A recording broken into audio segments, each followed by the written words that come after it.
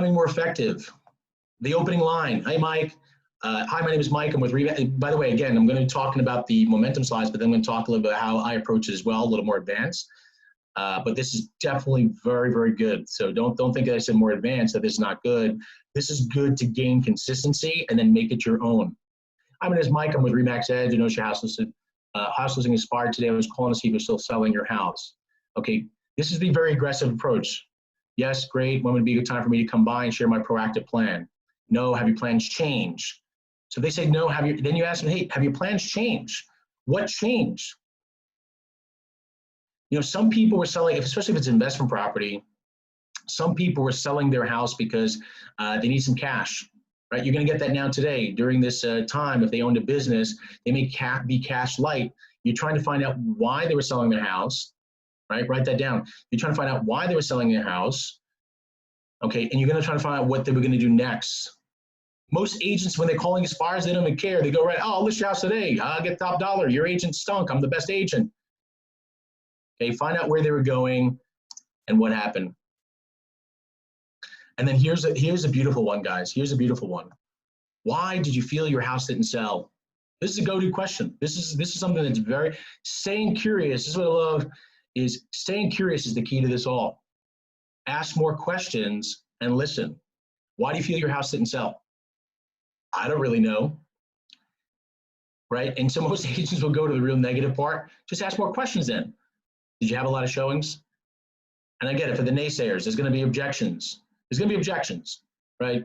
So did you have a lot of showings? No, why are you asking me that? Get off the phone. No, I'm just curious. I'm just curious. Did you have a lot of showings? I'm just curious. Did you have a lot of showings? Mike, I had 15 showings, okay? Okay. What was the feedback from the showings? Did you get any feedback? Why do you keep asking me this, Mike? John, I'm just trying to have a conversation with you. I'm just trying to have a conversation. Mike, I'm not giving you the listing though. I didn't ask for the listing. I'm just having a conversation. Can I ask you another question, John? Would you allow me, would you allow me to answer this question?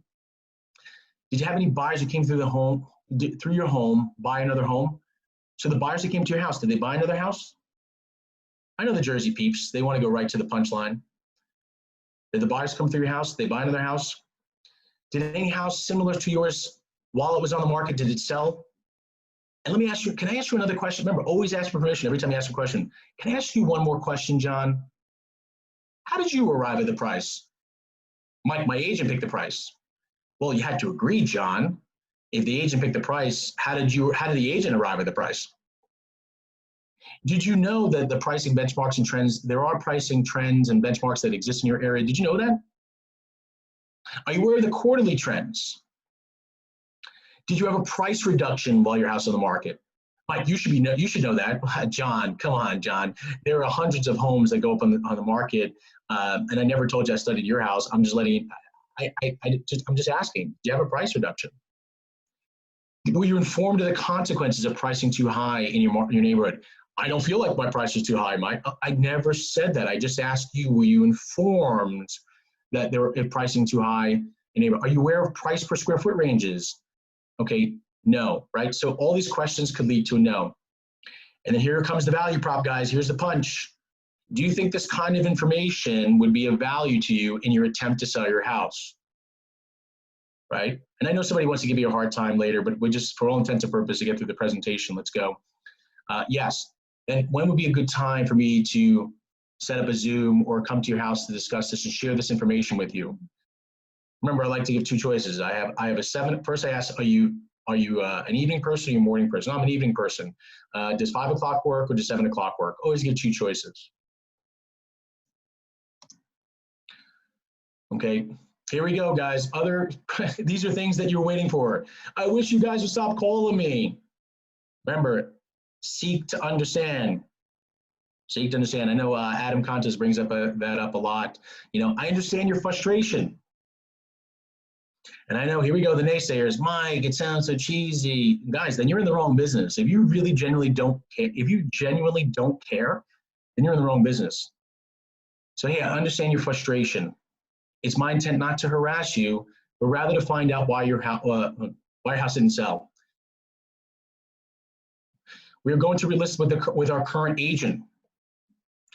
Guys, remember, these are some rebuttals that will get you off the phone. We're going to relist with our agent. Great. Have you signed an extension yet? If yes, then you end the call. Remember, guys, if they sign an extension that is non-compliant for basically every MLS in the United States, okay, and it's just absolutely weird. So don't be rogue, okay? If they sign an extension, get off the call. We're going to take it off the market. Well, let me ask you a question, Sally. If you could sell your house in the next 30 to 45 days, would you? Remember, stay curious. Are you saying you could sell my house in 30 to 45 days? I am. Here we go. I am. However, I first want to make sure the plan we implement falls within your definition of a win. What do you mean? This is the line that I really don't care for when people using the word expired. What do you mean my listing has expired? You know, when I hear this, I think the best way to do it is, you know, I would say, hey, your listing came off the market. Sometimes, isn't it true, guys? Especially during this time when we're on pause, there are a lot of agents that hit under a rock, and they never even communicated with their client. So sometimes those listings expired, interestingly enough, without even the agent knowing and without even the homeowner knowing. So you say, hey, listen, actually the MLS shows that your home is no longer available for sale. Okay, this is a little extra. Do you have a copy of your listing agreement? When was the last time you heard from the agent? Here's another famous one. My realtor told me it's the wrong time of the year. It's been my experience that homes sell in all 4 quarters. Did your agent show you the quarterly trends for your neighborhood? Would you see the value in that kind of information? Right? Please don't ever be that realtor that uses or agent rather, that says, oh, your house didn't sell because of the holidays. Your house didn't sell because of this. Guys, we know why the house didn't sell. Either it was a poor marketing job, it wasn't in the proper MLSs, poor exposure, or price. No, it wasn't because it was in front of a highway. No, it wasn't because of in front of a space. It's because if it's in front of a highway, then the price should have been adjusted accordingly. Yes or yes? So why didn't it sell? Houses sell all times of the year. This is a line I like to say, and this is more true than ever before. Think about this, Sally. The reason why this is true, it wasn't the wrong time of the year, is if you've been searching, right? So I know according to a lot of stats, whether it's Zillow, NAR, you know, Betty Buyer, when she shops for a house, she spends a few weeks of research. She spends a few weeks to research homes for sale. So what that means is, let me ask you a question. If she were to be shopping for 6 months, and then her house of her dreams comes on the market, if that was you, Sally, would you jump off the couch and go look at that house? Or would you say, you know what, it's the wrong time of the year. This is the wrong time of the year. I don't feel like going out and looking at houses. And that's the reason why I always tell agents, stop with the madness, stop blaming it on the holiday, the long weekend, the summertime, the this, the that, because you are not being that proactive agent. You're not being the data-empowered agent. You're just coming up with some any old excuse to make it sound like, you know what, blame it on something else. But actually, in reality, it wasn't that thing. It was just because the other things we talked about, you know, poor location, poor price usually, and poor exposure. So here's another one, guys. Do you have a buyer for my house? Everyone freaks out when they hear this, right, Carl? Yep. You have to say no. Otherwise, you're going to be the agent that's going to lie to the homeowner again. I don't care how many buyers you got in your pipeline. Say I don't have a buyer for your house. If you genuinely do, I still don't like it. Because open listing, provide value.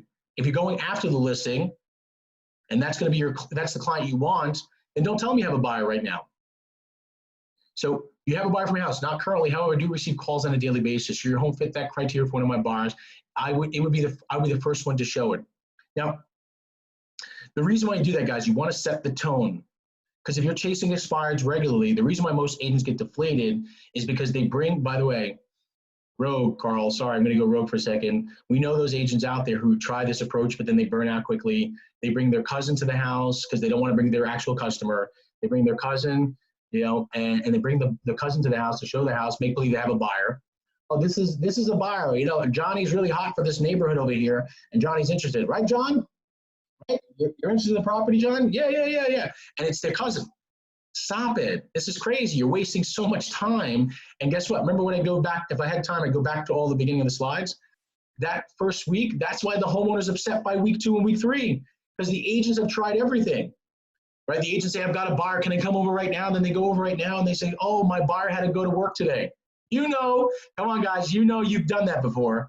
My buyer had to go to work, but oh, by the way, let me tell you how I can sell your house. Terrible approach. I'm sorry. I'm not looking at, the funny thing about Zoom, I don't get a chance to look at all your eyes. So I'm sorry if you're that agent that takes that approach. And it might have worked for you before, but it's not long-term. Uses high burnout because you keep bringing these fake buyers. And first off, it's illegal. Stop. Don't bring fake buyers. And please don't bring buyers to the house. Here we go. How do you charge? That's a great question. It's a great question. Acknowledge them. Don't just agents immediately sweep it under the rug. They bring up another topic. Address it. Since my commission is understandably very important to you, ready? How about I come over and share my plan to sell your house, and at the end of our meeting, I'll let you determine what I'm worth. Is that fair? And I'll do my best to end this, a few minutes before, so you can ask some questions and beat me up on some of these things. I know some people are like, oh, Mike, you'll never get the time to say that. I challenge you to this. Stop being new leads drunk. Call the second week, third week, fourth week, fifth week. You'll start to break through and be able to have these conversations.